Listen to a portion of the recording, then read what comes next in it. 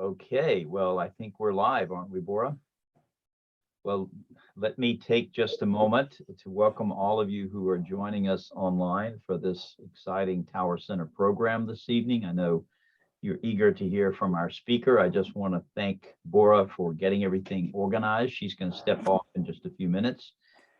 Actually, she's already left us. But it's my pleasure to welcome everyone here. And to welcome our speaker, Jeffrey Herf. I'm sure many of you know about him and his work. He's a professor at the University of Maryland. Jeffrey is someone who is a longtime friend, not really a collaborator. I don't think we've ever written anything together, but we bonded early on in our career. Both of us have an abiding interest in German and European politics, and we've interacted a lot over the years. Jeffrey has written many famous books. I always think of his great work on Germany, entitled Reactionary Modernism. If you've never read that book, I strongly recommend it. He's written extensively about the Cold War, diplomatic history, a book on the Euro missiles controversy of the late 70s, early 80s. And as you can see, Professor Herf is also an expert on diplomatic history. He's going to be speaking to us today about Israel's moment, which is the founding of the Jewish state from the period of 1945 to 1949. And I know you're going to enjoy this. You're going to learn a lot. And before I pass the microphone over to Jeffrey, let me just say that, as is our tradition here in the Tower Center, we have a fellow of the Tower Center who will comment on the presentation. So I'm delighted to welcome someone with whom I have collaborated and who many of you know, Professor Matthew Wilson, who is an expert on American politics, public opinion, and voting, but he is also a great scholar of religion and politics and the director of SMU's Center for Faith and Learning. So Professor Herf is going to speak for about 30 minutes. We'll have a quick response from me and from Professor Wilson, who will then moderate the discussion with you. So Jeffrey, it's all yours. Thank you, Jim. It's a great pleasure to speak again to an audience at Southern Methodist University. I spoke in those distant past before the pandemic in person about a 2009 book called Nazi Propaganda for the Arab World. As Jim pointed out, I'm a historian of modern German history, but I, especially after 9/11, began to devote more and more attention and interest into the relationship between European and German history and the Middle East, both the impact of Nazism on the Middle East, among other things.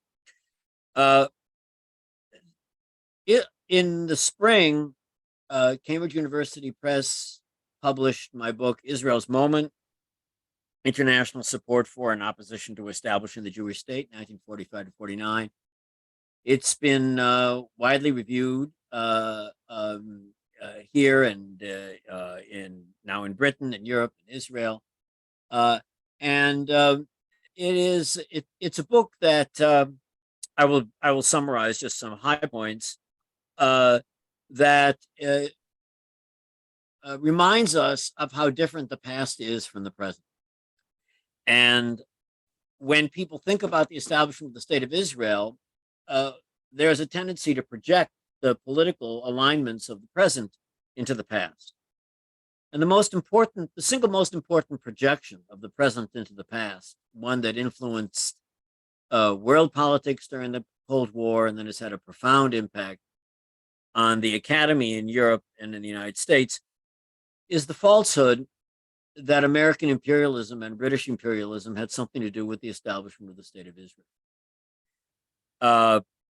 This falsehood was expressed in the United Nations, and then it came to dominate the subdiscipline of Middle East studies. So several generations of American students have been fed this illusion. I have the great advantage as a historian at the University of Maryland, College Park, of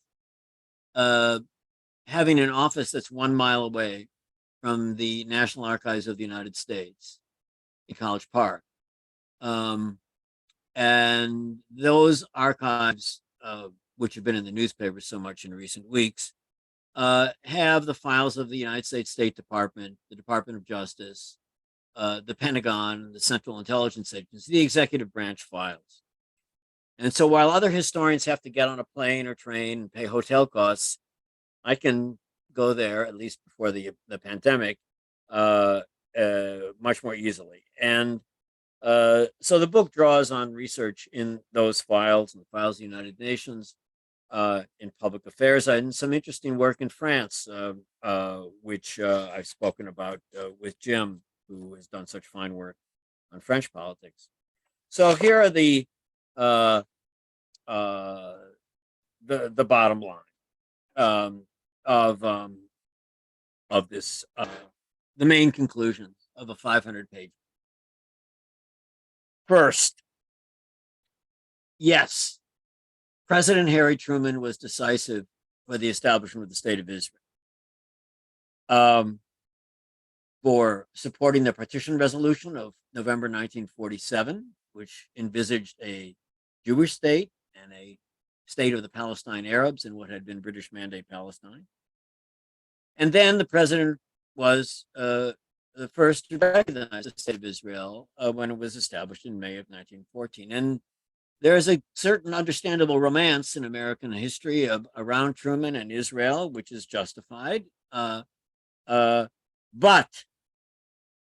the support for the establishment of the State of Israel by the Soviet Union and the Soviet bloc was more consistent, more emphatic, and more consequential, both in terms of its diplomatic activity at the United Nations and its military support for the Jews in Palestine.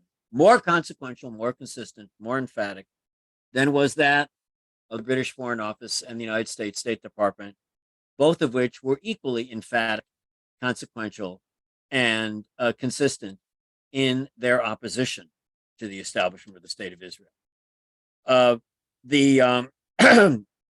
After the Soviet Union launched an anti-Semitic propaganda campaign in 1949 called the Anti-Cosmopolitan Purges, it waged a successful propaganda campaign in world politics to obscure the realities of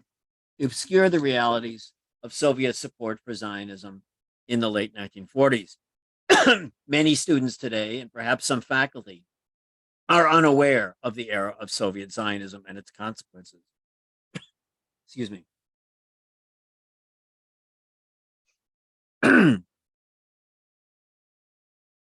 Historians have not paid sufficient attention to the opposition to the Zionist project in the State Department, the Department of Defense, and the Central Intelligence Agency, and their close collaboration with the British Foreign Office, led by Foreign Minister Ernst Bevin.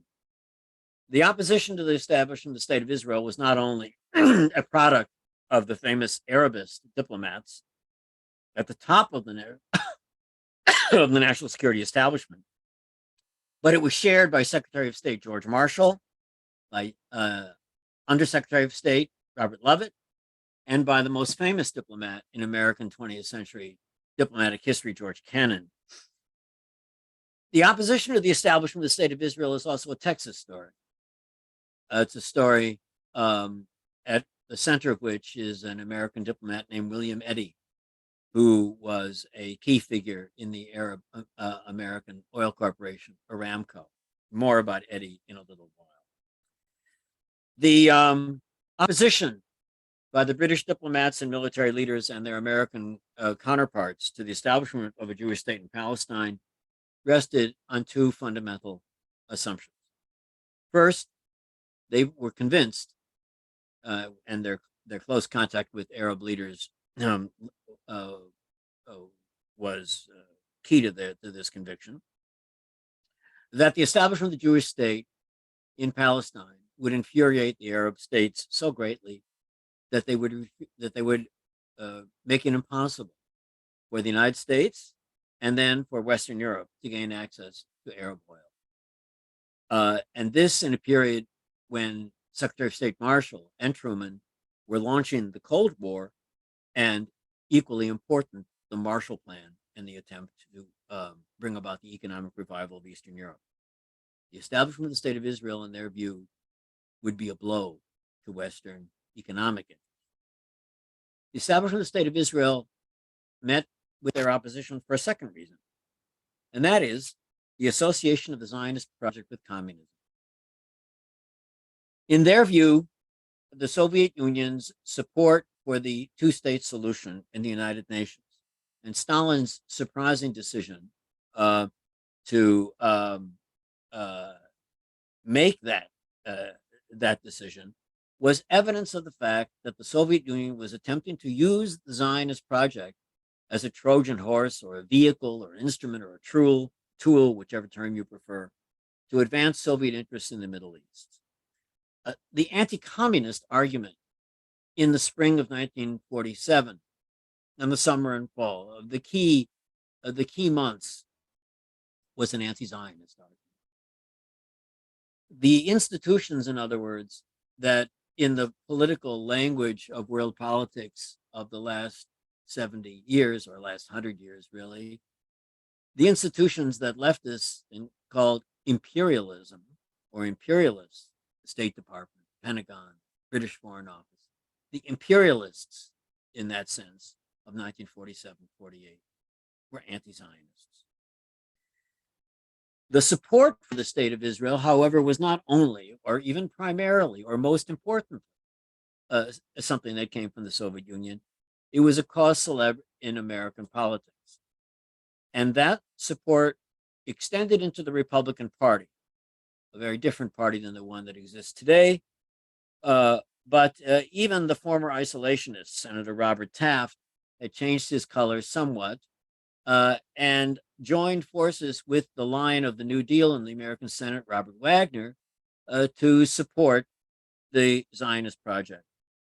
However, the strongest and most emphatic, passionate, and well-informed support for the Zionist project in American politics came from liberals. Now the support beyond the synagogues, beyond the organized Jewish community now, came from liberal politicians such as Robert Wagner, author of the National Labor Relations Act and the Social Security Act, very close to FDR, and the spark plug of the House of Representatives regarding the Zionist issue, Emanuel Seller, famous previously for his opposition to immigration restrictions, racist immigration laws. And Seller and Wagner were liberal icons, and in the press and in journalism, the editor of the left-wing, not just liberal, but left-leaning weekly magazine of opinion, The Nation, Frida Kirchway, was key, as was the famous left liberal journalist I.F. Stone. And in the book, I go into the efforts of those journalists and politicians to not only support the Zionist project, but to draw attention and to do so with remarkably well-informed and well-grounded research into the history of Nazi collaboration of the leaders of the Palestine Arabs, most famously Hajj Amin al-Husseini, the Grand Mufti of Jerusalem, but the entourage around him. And they kept raising the issue of Nazi collaboration of the Arab leaders, not all the Arab leaders, not by any means, but the leaders of the Arab Higher Committee, and argued that the establishment of the State of Israel was a continuation of wartime anti-Nazism and anti-fascism.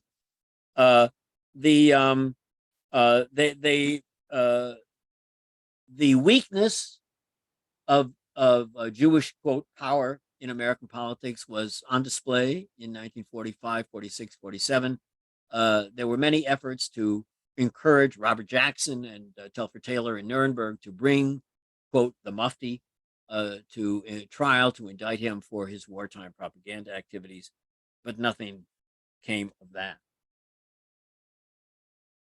One of the most important propaganda successes of the Soviet Union and the Palestine Liberation Organization during the Cold War was the accusation that lingers on in global intellectual life that Zionism had something to do with racism, and that it was a form of colonialism and imperialism. Sigmund Freud, you recall, referred to what he called projection, and that is the tendency of human beings to project onto others the attitudes that they themselves hold. The accusation that Zionism was a form of racism was one of the most famous elements of projection in world politics in these years. I won't go into this in great detail because there's a number of things I want to say in these 30 minutes. Suffice it to say that Jamal Husseini, a relative of the Mufti, spoke in London in 1947 and then in New York again in September of 1947 about why he opposed the establishment of the Jewish state. And it was a long 30-page statement with denunciations of the Balfour Declaration and British colonialism and displacement of the native population and things that we're familiar with. But he said something that somehow has resonated a little bit less in American memory and scholarly memory. He said, "The Arab world is a racial homogeneity that extends over the southern and parts of the eastern board of the Mediterranean Sea. The people there speak one language and they have the same history, traditions, and aspirations. The area is an example of how what he called homogeneity in race fosters peace, whereas multi-diversity, multi-ethnicity, multinationalism is, as Europe demonstrated in his view, was a formula for war." In other words, Jamal Husseini made a classic argument in favor of racism and argued that the insertion of what he called an alien group, the Jews, into this previously supposedly homogeneous region would be disastrous. Jamal Husseini's arguments about homogeneity in race do not echo in the classrooms of American universities. They should. The momentum in summer of 1947 in favor of the Zionist project grew. David Nassau has written a fine book, The Last Million, that reminds us, excuse me, of the plight of Jewish displaced persons and Jewish refugees and survivors of the Holocaust in Austria and Germany. And that issue touched the president, and he urged Ernst Bevin to allow 100,000 Jewish survivors of the Holocaust to come to Palestine. And Bevin was furious about that because Bevin argued that the Zionist project was a direct threat to the preservation of the British Empire and British interests in the Middle East. And would do no such thing. Bevin and the British, as many of you are well aware, threw up their hands and threw the issue into the United Nations, where they were confident they would win and that there would be a majority against the Jewish state. But the legacies of the Second World War, the United Nations, after all, the name comes from the alliance that defeated Nazi Germany, Imperial Japan, and Fascist Italy. A two-thirds majority emerged. And it's at that point that that interest turns in the book to the efforts of the British Foreign Office and the American State Department to reverse this momentum in favor of the Jewish state. And it's here where William Eddy, former U.S. ambassador to Saudi Arabia, former consultant to the Arab American Oil Corporation, and appointed by George Marshall to be a special assistant, writes a withering memo attacking the support for partition into a Jewish and an Arab state, as argues that a Jewish state would be a disaster for American national security interests in the Middle East. And the memo finds assent from Loy Henderson, director of the State Department's Division of African and Near Eastern Affairs. And Henderson then gets agreement from George Kennan, the first recently appointed director of a new institution, the policy planning staff in the State Department. The book examines something called the Pentagon Talks, which take place in September and October in Washington, D.C., between high-ranking British and American military and diplomatic officials. As you are all well aware, the link between the United States and Britain in those years is unquestionably that of a very special relationship. And the conclusion of the Pentagon talks, the documents are fascinating, and I'm just summarizing, is, in Marshall's words, that the cornerstone of American thinking in the Middle East is to preserve the British position in the area. The cornerstone of American thinking in the Middle East is to preserve the British position. The partition resolution goes against the State Department, against the Foreign Office, and in the aftermath, both the British and then the Americans as well mobilized to try to undermine it. The files of the Pentagon and the Central Intelligence Agency and the State Department are fascinating,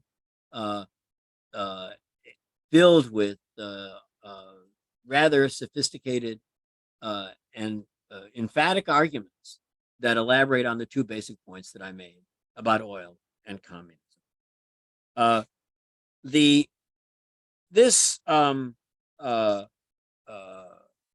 argument against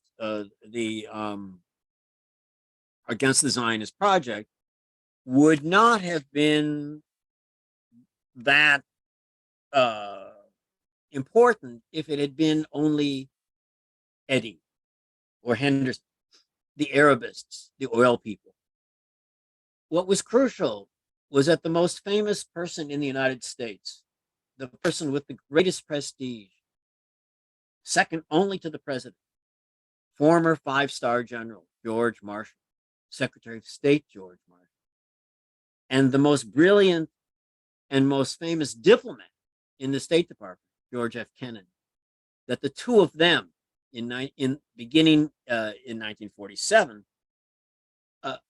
took the same view.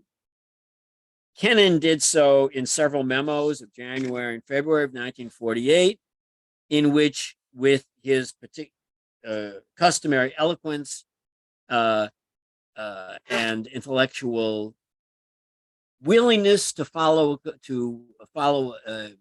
from premises to conclusion, argued that the establishment of the Jewish state would undermine the national security interests of the United States, would undermine the containment of communism, would undermine efforts to would undermine the Marshall Plan, and the United States therefore should do whatever it could to block it. Truman finally by March became aware of the opposition from Marshall and Kennan to his own policy. He was furious, and he pulled policy out of the State Department back into the White House with the assistance of his very fine lawyer, Clark Clifford, who gave him arguments about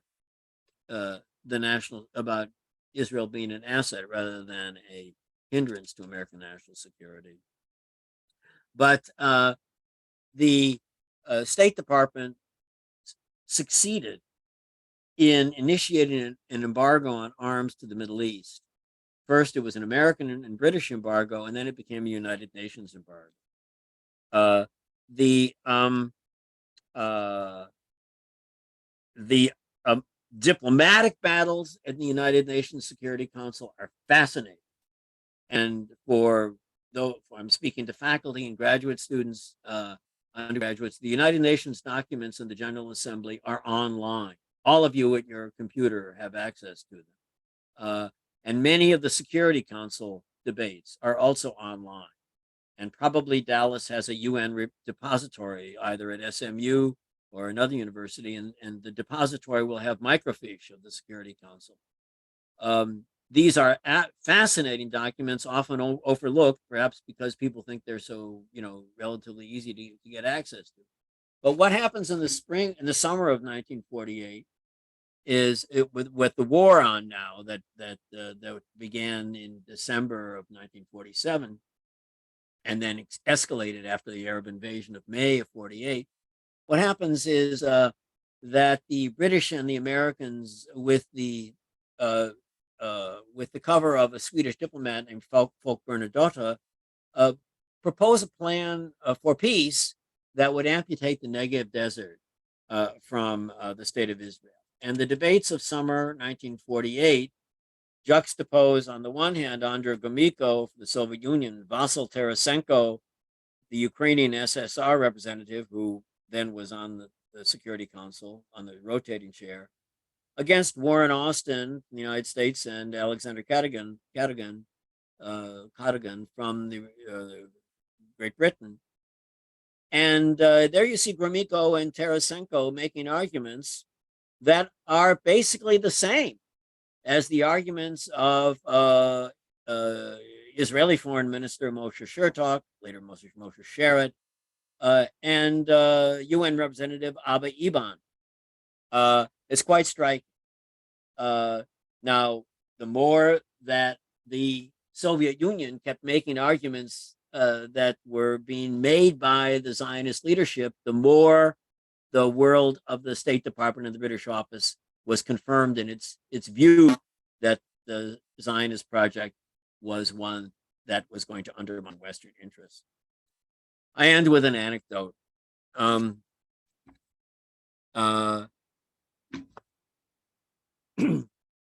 James McDonald was appointed by President Truman to be the first American ambassador to the fledgling state of Israel. McDonald had made a name for himself in assisting refugees since the 1930s, and he was one of those liberals I spoke of who also viewed the Zionist project as at one with the mentalities of anti-fascism and Nazism of World War II. And Truman appointed him as ambassador as a result. And McDonald had a direct line to the president, which infuriated Marshall and Kennan and Love at no end. But in May of 49, after the war, the State Department was pressing David Ben-Gurion, the first Israeli president, to let Palestinian refugees return and to accept the borders of the partition resolution that had been agreed to before the war. And Ben-Gurion said, "Well, yeah, let's talk about the return of the refugees as part of a peace negotiation, but they don't want to talk to us. They don't want to talk about. They don't want to settle this war. So we're not going to commit suicide. They're not coming home now. They'll come home sometime, not now." And the letter that the State Department drafted and then Truman signed, it said, "After all that we, the United States, have done for you, which it's not too much for us to ask you to be flexible on this issue. And if you're not flexible, we'll have one of those agonizing reappraisals about our relationship to this new Jewish state." And David Ben-Gurion, who I come away from writing this book thinking that David Ben-Gurion is one of the giants of of world history of the 20th century, right up there with the most famous figures of large states. And Ben-Gurion replied to McDonald, and McDonald's notes go as follows. The Prime Minister couldn't recall any strong action by the United States or the United Nations to enforce the partition resolution or prevent aggression by Syria, Egypt, Lebanon, and Iraq in May of 48. The arms embargo that the United States supported encouraged the Arab aggressors against Israel when its existence was in danger. And then Ben-Gurion said to McDonald, who was a friend, had the Jews in Palestine and then Israel waited on the United States, the United Nations, they would have been exterminated.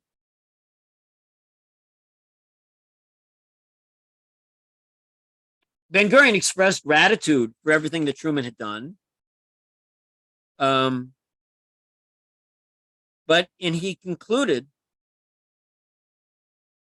the United States is powerful and we are weak. We could be destroyed, but we do not intend to commit suicide. Upon who do you expect us to rely? These realities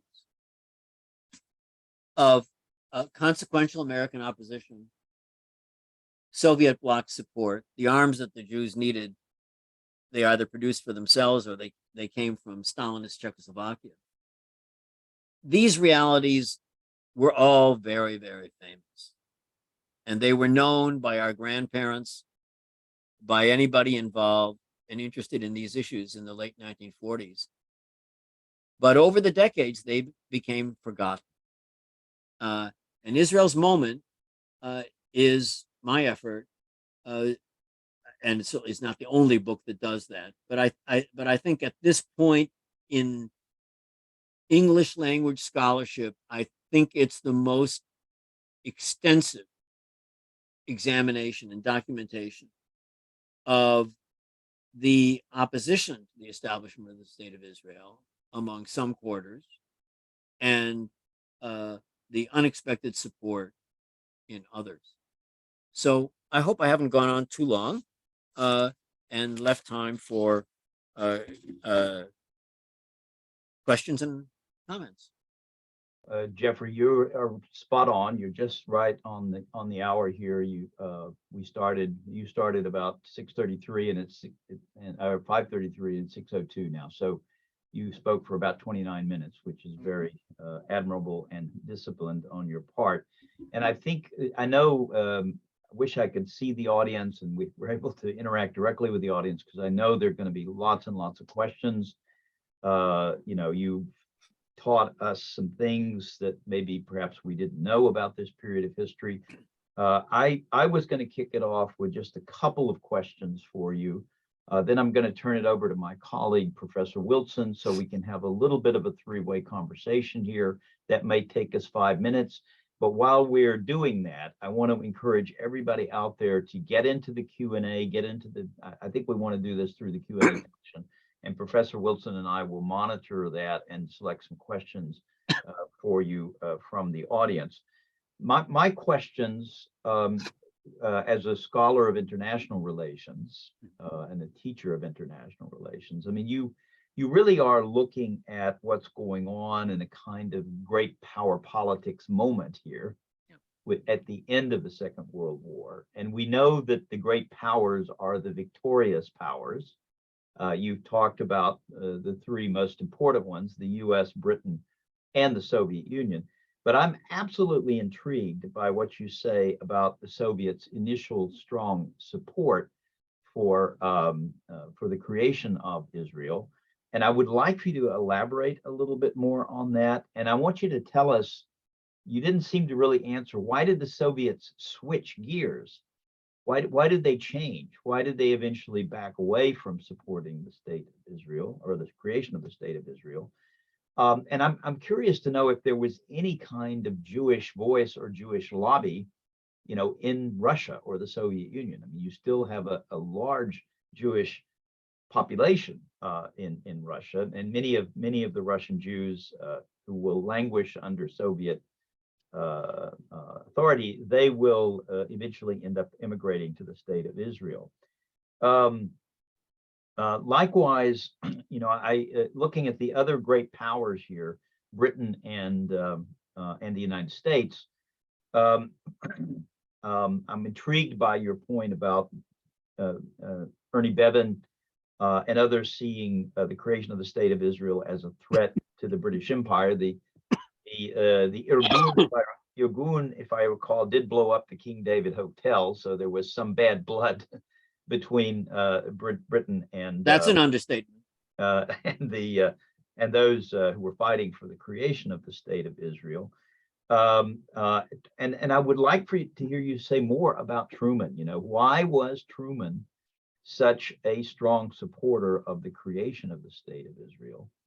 And I can't help but ask you, if there was a really strong anti-Semitism among the American Foreign Service officers and the British leaders in the British Foreign Office. I know there's been a lot of speculation about this, but I'm just curious if you think anti-Semitism played a large role in American and British opposition to the creation of the State of Israel. Those are my questions. I'm going to turn it back over to Matthew now, and then we'll have a quick response from you. I think I've already put a few things on your plate here, and then we'll turn it, once you respond, we'll turn it back to the audience. Matthew? Yeah, thanks. I would start by amplifying a couple of things that Jim said and maybe taking them in a little bit different direction, which is it strikes me that the Soviet Union really miscalculated here spectacularly. That is, that they were convinced that somehow the establishment of Israel was going to be an asset to Soviet influence in the Middle East. They were so initially enthusiastic. And I wonder, on what basis did the Soviets miscalculate how this situation was likely to play out? Did it have anything to do with their perception that Israel was likely to be a state of a socialist character? We know that there was a really strong kind of socialist ethos in early Israel that faded away over time. But, in the 1950s and 1960s, there's this really strong kind of socialist kibbutz ethos and all of that in Israel. And did that have anything to do with Soviet expectations that Israel might be, a friendly or our allied state if it were established in the Middle East? And then with regard to Truman, I think, Truman's role is interesting here. And I've done a bit of research on this myself about the history of American public opinion and American official support for Israel. And at the risk of committing the all too frequent sin of academics, assuming that everything is about their own research, I'm going to introduce the element of religion into this because it's something that I look at. And what strikes me about this is that Truman frequently, publicly characterized himself as Cyrus. He described himself, drawing on the biblical tradition of the great power leader who supported the Jewish people. So there's clearly a part of Truman that's looking at the whole creation of Israel in biblical terms. And then Eisenhower, who would follow him as president, again, strikingly, repeatedly in public, described the Israelis as the Israelites. Now, anyone who's going to use that terminology has clearly been shaped by a kind of, biblical, broad cultural Christianity in their sympathy for and understanding of the Jewish people in the Promised Land. And I wonder if you in your research see anything of a religious secular divide among the American elite, with those of a more religious bent being more likely to support Israel, and those of perhaps a more secular bent being more skeptical, being more likely to be Arabists, or whether you don't see that division, or if that's too neat of a kind of a description and characterization. All excellent questions, some of which I address at length in the book. Let me take them in sequence. The first, why Soviet support in the first place, and then why the switch. The history is about politics, power politics, but it's also about human emotions, and both of those things were going on in the years immediately following the Second World War. There's a tradition of Soviet diplomacy associated with the collective security of 1935-39, and then 1940, then the war.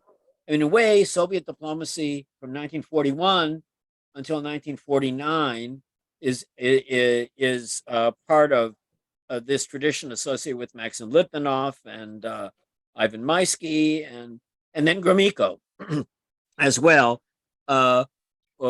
which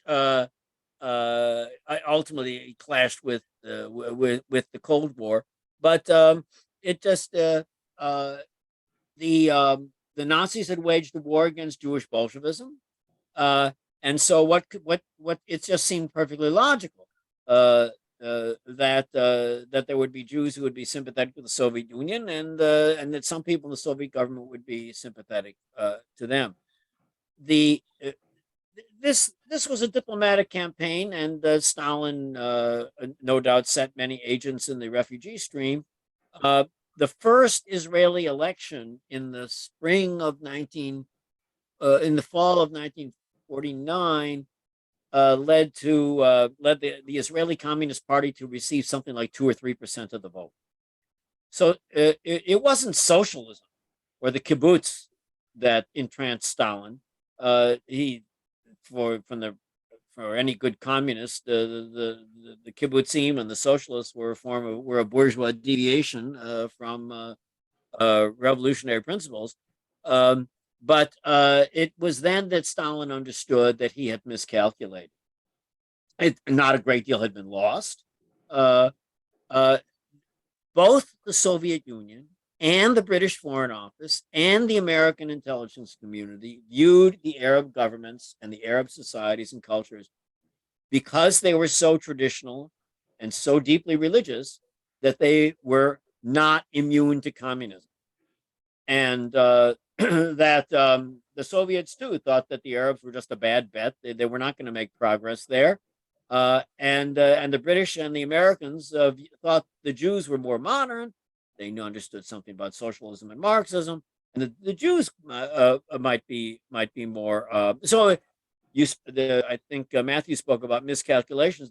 Everybody was miscalculating. Not everybody, but many of the policymakers.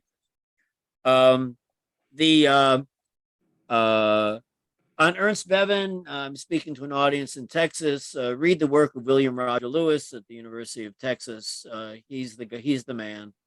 His work on Britain and Palestine and Israel is superb. I've learned a lot from Roger Lewis, and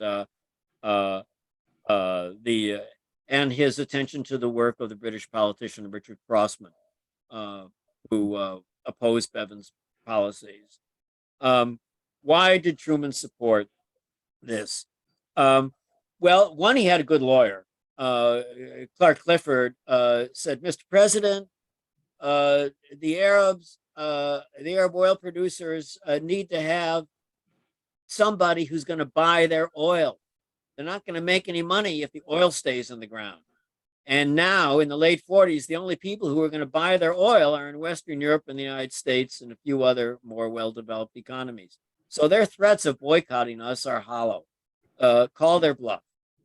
And second, Mr. President, this notion that the Jews are a bunch of commies, this old Nazi propaganda, it's baloney. Yes, they're Jewish communists, but think about who supported us in World War II. Don't forget what the Jews in Palestine did in supporting the Americans and the British, Mr. President.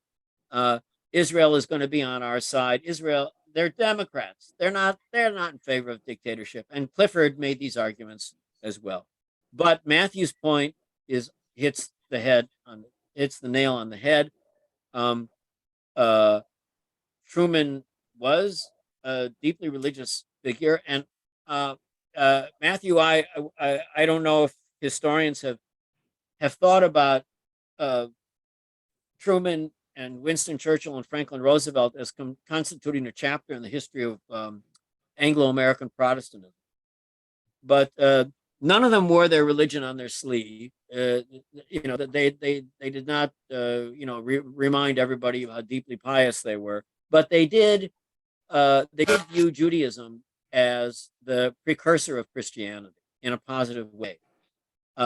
And they did view the Holocaust thus as a chapter in the history of Christianity as well, and that amends needed to be made. And the idea that the Jews were alien to Palestine was something that they viewed as historically ignorant.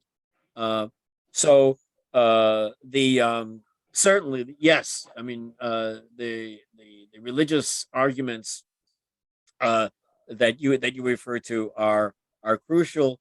I don't go into there are other books about Christian Zionism. You're familiar with them, I assume. Robert Wagner is a key figure here. He actually converted from Protestantism to Catholicism. So he was, I guess, a precursor of a change in the history of Catholicism and its relationship to to the Jews. So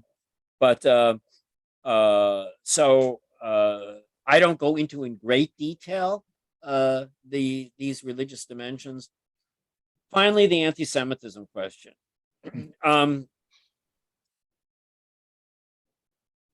I decided not to focus on it as much as as one could. I rather wanted to let the documents speak for themselves. I met George Kennan when I was at the Institute for Advanced Study in 1994, and the great man was very generous to me when I was writing a book about post-war memory of the Holocaust. And George Kennan of 1994 was not the George Kennan of 1947, 48. Suffice it to say that the WASP establishment of those years was not one filled with hatred of Jews. I don't think that that's true. But I do think that they had certain stereotypes about Jews. And what is striking when one reads the documents is how little the Holocaust looms in their imagination in 1945, 46, 47. That they very quickly, and you can see this in the 1946 famous long telegram from Moscow, and I think it bears rereading. Here, it's very striking how that document has, as I recall, nothing in it about the race war on the Eastern Front, about the Holocaust. The dimensions of the war in Eastern Europe are not something that that emerges from the documents of the State Department, the Pentagon, and the CIA. They have made the switch almost overnight from the anti-Hitler coalition to the threat of the Soviet Union and communism. Is that anti-Semitism? Well, it doesn't ooze. It doesn't. Let me put it this way: the memory of the Holocaust doesn't loom large in their sentiments, and they're hearing arguments about how important it is from Emanuel Seller and Robert Wagner and from Stephen Wise and from many people in the United States. So it's not as if it's not the case that nobody is talking about it. There's a lot of talk about it, but their primary concern is the national security interests of the United States, and they define it in ways that are in opposition to the establishment of the Jewish state. And the American alliance with Israel and the relationship of Texas and the oil industry with the state of Israel doesn't really begin until after the 6-Day War, when it is at that point that the Richard Cheneys of the world and the James Bakers of the world conclude that the state of Israel, far from being a hindrance, is now an asset. It begins under Nixon and Kissinger, is an asset to American national security interests. And that there's a tendency to project that American closeness to Israel, which only really begins after the 6-Day War, back into the founding years. So that was a long answer, but you asked some important questions. Jeffrey, I can't help but interject. You didn't say a word about France. And I'd love to talk about France. I'd love to talk about France. France, listeners, France was Israel's most important ally from 1948 to 1967, and one can make a very good case that the state of Israel might not have survived had it not been for the governments of France of the 1950s and 60s. The State Department kept its distance. There were no major American military assistance programs to Israel, and the Soviet Union was outright hostile. And the British, of course, it was France. And the legacy of the French resistance, the Gaullists, socialists, no longer the communists, who gave Israel the famous Mirage jet planes with which it won the 67 war, and the nuclear program. They came from France. So this book goes up to 1949, but there's some scholarship in French, but France plays a far more important role in the early decades of the history of the state of Israel than many Americans appreciate. And some of the origins of that alliance lie in the policies of the French Interior Ministry in 1945 to 49. And given the coalition government, which Jim could explain in more detail, the ministers of the Interior Ministry were members of the Socialist Party, and they worked closely with the Mossad, not cloak and dagger things, but in order to facilitate Jewish immigration from Eastern Europe and Germany, then through the port of Marseille, and then to Palestine, infuriating the British government. And I found that some of the most fascinating aspects of research on this book. So I hope, Jim, it's a book for you to write, or someone else, Matthew, you want to delve So into the questions? Yeah, well, I actually wanted to follow up on something. We've talked a lot about how various people in the United States, Britain, Soviet Union, elsewhere, thought about Jews and the Jewish people, and that's obviously a hugely important dimension of this. I want to ask you, though, what you found about the other side of this coin, that is, in your examination of the records of this time, the 1940s, how did people in the external world, outside the Arab world, in Europe, in the United States, in the Soviet Union, how did they think about the Palestinians? That is, did they think of the Palestinians as a people? Did they think of them as just sort of undifferentiated Arabs? Did they think of them as properly Jordanians?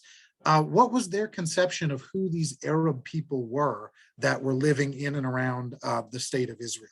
Because this seems to be another question that we all too easily read current sensibilities backward into the 1940s, and I want to guard against doing that. I wonder how people thought about the Arabs living in Palestine at the time. The phrase Palestinians didn't really enter into global politics until the 1960s. The phrase that was most common were the Palestine Arab.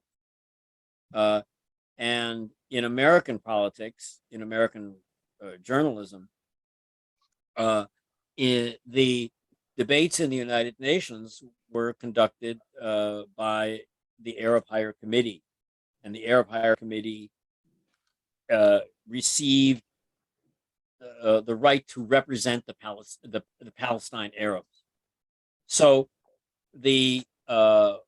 when liberal opinion in the United States reflected on the Palestine Arabs, it had in mind the Husseini or Jamal Husseini or others, and it focused on their it saw their opposition to the establishment of the Jewish state as a logical continuation of their collaboration with the Nazis during World War II. That wasn't a statement about what most Palestine Arabs thought. It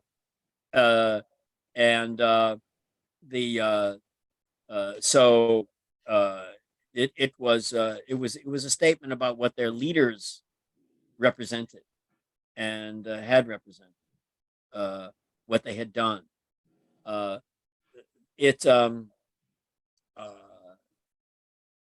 Yeah, I mean, I don't. In 1945, 46, 47, 48, if you asked a French socialist or an American liberal, people probably wouldn't be thinking in those terms. But who was an advocate of racism in this thing? Many of them would have said, "Yeah, the leadership of the Palestine Arabs. They are continuing the anti-Jewish war that they supported in the Nazi years, and that so it's there were there were leaders in Palestine who had hoped for a compromise with the Zionists, but the Arab Higher Committee and Husseini and the others were able to suppress them. So it's a terrible tragedy, terrible tragedy that the Palestine Arabs had such atrocious leadership, because they had a state handed to them in 1947, and they instead decided to go to war. Well, there are two questions in the that I want to get you quickly to try to address. I mean, one of them is basically, what has happened to the reputation of the state of Israel, that there's been so much opposition, especially among some human rights organizations. The question specifically refers to some major human rights organizations like AI and Human Rights Watch that have condemned Israeli policy. So I guess the way to couch that is how, Israel, was started and there was a lot of support for the state of Israel, but much of that has eroded internationally over time. Yeah. The second question that's there again goes back to essentially pointing the finger at the U.S. government for its unwillingness to help Jewish refugees, fleeing Nazism in the 30s and 40s, that there was a kind of willful ignorance, if you will, of what was going on in Europe. And it was only the massive attack by the Japanese at Pearl Harbor that forced the U.S. government to change its positions. There's even a reference here to the New York Times, which was not very good about reporting on what was happening in Germany in the 30s and 40s. So those are a couple of questions from the chat box. Can you address those? Well, as to the second one, PBS tonight is broadcasting the second segment of the U.S. and the Holocaust. I saw the first segment, and it was very well done about the 1920s and 30s. So the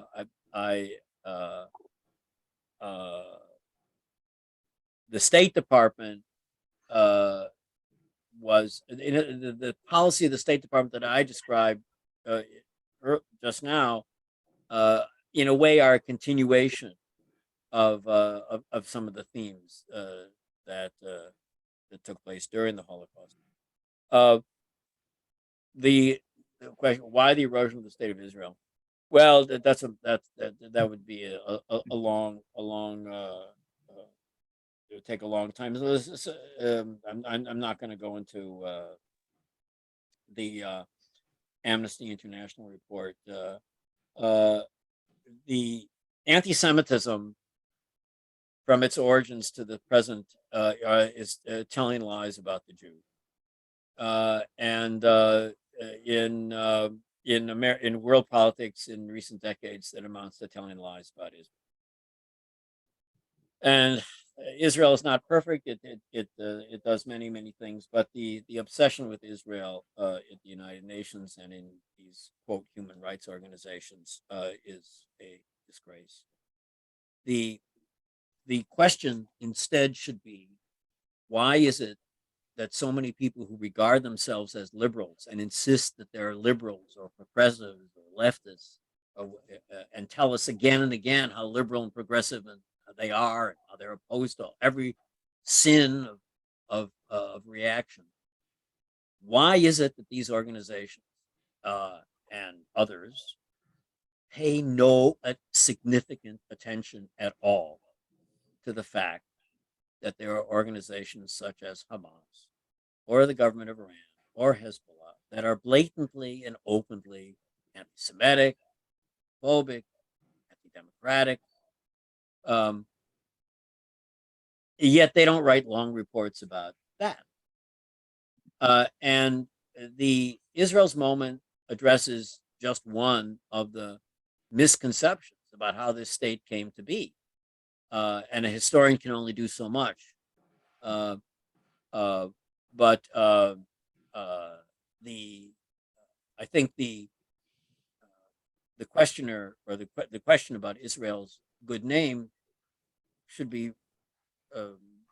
reflect on the fact that Israel is less isolated in the region today than it's ever been, and that there are Arab states that are finally fed up with Palestinian rejectionism, or the rejectionism. I don't even want to use the word Palestinian, not because I don't. There is such a thing as a Palestinian national identity, I assume, but they're fed up with the leadership of the Palestinian leadership, which for 70 years has turned down the option of living side by side. in two states. And finally, people said, "Well, listen, we want to get on with life. We don't want this region to be a constant a hotbed, no matter what various European or American advocates of." I know, Matthew, we're going to have to finish in a minute. Matthew has to Right. go, but do you have any final thoughts, Matthew, before we close the program? No, I would just say that I think this is a really interesting discussion, and it serves as a useful reminder not to project backward and take the controversies and alignments of the present and use them as a lens to interpret things that happened 70, 80 years ago. And that some of the lenses that we have today about the Israeli-Palestinian conflict, about Christian Zionism, about the alignments of East and West, those may apply in different ways looking in the 1940s, and some things have reversed entirely over time. So I think I just very briefly, Yeah. because I spoke at length, just very briefly, I would like to leave this thought with the audience, and that is that the meanings of famous words, left and right, imperialism and anti-imperialism, racism and anti-racism, colonialism and anti-colonialism, they meant very, very different things between 1945 and 1949 than they came to mean in world politics in the last half century. And historians, you will both have probably heard the phrase, the past is a foreign country. And Israel's moment is one of many books by historians that evokes the past as a foreign country it's generally different than the alignments of the present. Absolutely. Well, thank you so much, Jeffrey. We really appreciate it. Hopefully, the audience enjoyed it and got a lot out of this. And we'll just have to have you down to Dallas again to do an in-person talk where we can all interact. Sounds good to me. Yeah, Yes, that and would be great. we will. This is an ongoing conversation. It's an ongoing debate. There are many sides on these issues, and just I want to remind everybody that the Tower Center operates as a marketplace of ideas. We're open to these discussions. We want to have this based in scholarship and academic work. So I want to thank Professor Herf for his presentation and encourage you to go out and engage and read his work and get involved in these debates and learn something. So I think we better close it there. I'm sorry there were a couple of questions that came in right at the end of our program, and we're not going to have time to address them. But there will be. I'm at the history department of the University of Maryland College Park, and if people want to send questions to me directly at jherf.umd.edu, I'll be glad to address them. Yeah. Okay. Well, thank you again, and thanks to Matthew and all of our audience for tuning in. And I wish you all a very pleasant evening. Good. Thank you. Thanks for having me. Okay, well, there you go. Okay, I don't know if we're probably still connected with the. Are we still recording or not? Actually, hold on a second. I can stop the recording. Should do that. Are you sure you want to stop the recording?